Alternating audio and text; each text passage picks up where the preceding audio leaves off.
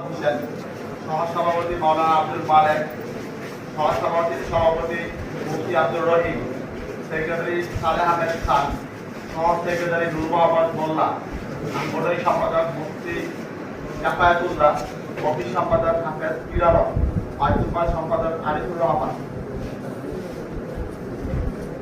ইউনিয়নের যুব বিভাগীয় সভাপতি মোহাম্মদ ইমানুদ্দিন, সহসভাপতি মোহাম্মদ সুমন পাঠান, সেক্রেটারি মোহাম্মদ দেলাওয়ার হোসেন, সাংগঠনিক সম্পাদক ইনজামুল হক, অফিস সম্পাদক মোহাম্মদ সুলাইমান, আইতুল্লাহ সম্পাদক হাফেজ মামুনুর রশিদ।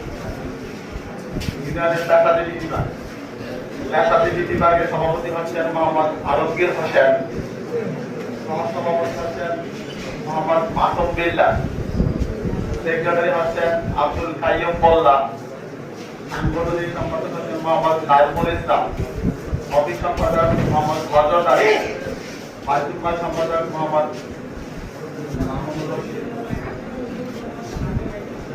ইউনিয়নের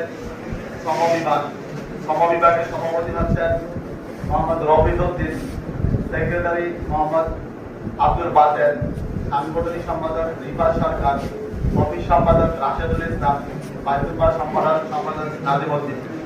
এবার এই ঘোষণার মাধ্যমে ইউনিয়ন এবং ওয়ার্ডের সমিতি ঘোষণা সমাপ্ত হলো।